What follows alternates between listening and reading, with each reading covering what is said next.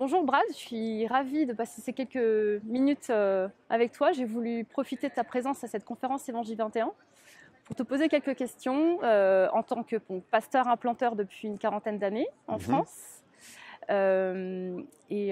Pour savoir déjà si dans ta propre vie, tu as eu des femmes qui ont contribué à ta découverte de la foi, à ton avancement dans ta propre foi. Mhm. Bon, déjà, bonjour Rachel et Bonjour. merci. Oui, tout à fait. Je suis un peu comme Timothée dans la Bible, Mm, qui a été influencé par sa mère et sa grand-mère, et ça a été le cas pour moi. Je faisais des séjours chez mes grands-parents petits, et mes grands-parents lisaient la Bible avec nous et priaient. Et à la maison aussi, ma mère. Et mm, je crois que c'est la première personne dans ma vie qui a vu en moi un potentiel pour le service de Dieu, puisque quand j'étais ado, notre groupe de jeunes à l'église avait un projet d'apprendre un chapitre de la Bible par cœur. Et on a appris 1 Timothée chapitre 3 mm, sur des qualités pour être ancien. ouais. Et je récitais à ma mère pour être sûr que je connaissais bien le chapitre.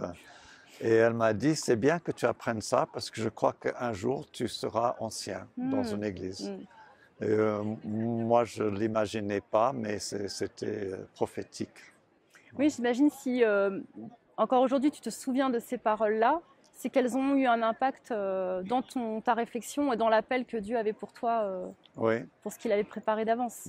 comme dans toutes nos vies, on a quelques paroles par-ci, Mm. par-là qui ont marqué notre vie, ça en fait partie. Oui, oui, c'est vrai. Donc, Et ensuite, par la suite, donc dans ton ministère de toutes ces dernières années, est-ce que toi tu as des exemples à nous donner de collaboration avec des femmes dans l'Église locale, dans les différents endroits où tu sers, où tu as pu voir aussi, comme on voit des exemples dans le Nouveau Testament, de collaboration joyeuse pour le progrès de l'Évangile, d'hommes et de femmes qui servent Dieu ensemble.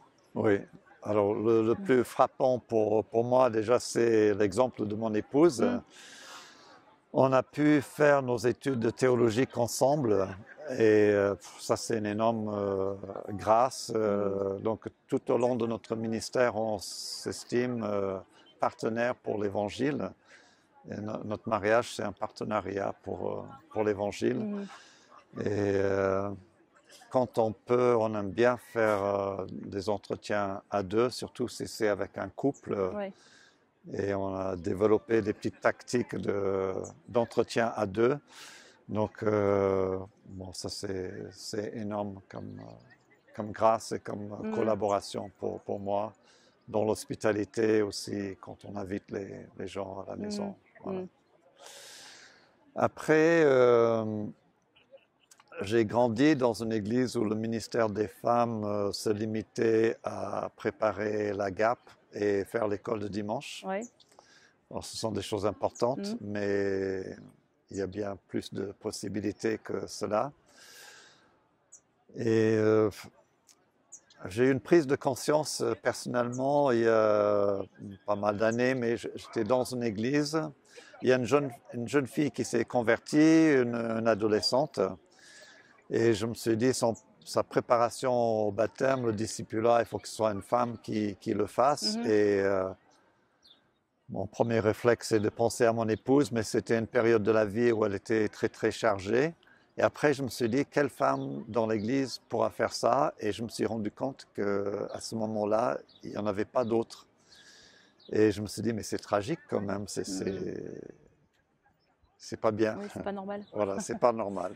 Mm, Donc j'ai pris conscience de l'importance que les femmes soient formées dans la parole pour pouvoir enseigner d'autres femmes, accompagner d'autres femmes. mm, Et donc j'ai pu vivre ce type de collaboration après, par exemple à Aix-en-Provence notamment, avec donc une femme célibataire, Sandrine, pour ceux qui la connaissent, qui faisait partie de l'équipe et qui était précieuse dans l'équipe, notamment pour le discipulat mm, des jeunes femmes.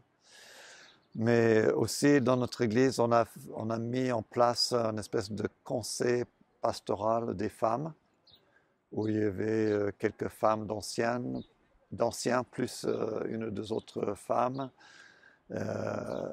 qu'on a essayé d'encourager, former aussi pour pouvoir accompagner d'autres femmes. Mm. Et c'était une expérience positive pour nous. Ouais, ouais, j'imagine. Mm. Nous, à Évangile 21, c'est vrai que c'est aussi ce désir de pouvoir encourager, bien sûr, hommes et femmes Mm. à creuser la parole et à la transmettre. Et c'est pour ça qu'on organise aussi des conférences pour les femmes Mm. au sujet de la Bible. Et est-ce que c'est le genre d'événement, enfin, si tu connais des femmes dans ton entourage, dans ton église, tu les encouragerais à y aller pour quelles raisons? Ouais. Alors, je dois admettre que j'ai dû vivre une petite évolution personnelle Ah oui. parce qu'au début, je me disais, mais pourquoi Mm. est-ce qu'elles ne peuvent pas juste assister à d'autres formations qui existent? Mais je me suis rendu compte que souvent, elles ne pouvaient pas parce que, par exemple, elles gardaient les enfants pour que leur mari puisse y aller, ou elles ne se sentaient pas concernées par le sujet.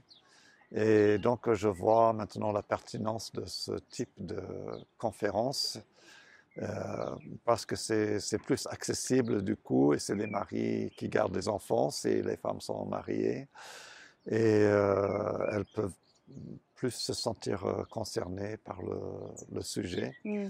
Ouais. Donc oui, j'encouragerais totalement, et j'ai vu des femmes proches de moi être transformées par l'étude de la parole de Dieu. Absolument, ouais. Mm. Merci Brad de nous avoir accordé ces quelques minutes et Ouais. de nous avoir fait part de ton expérience. C'est un grand plaisir, que Dieu vous bénisse et vous utilise. Merci.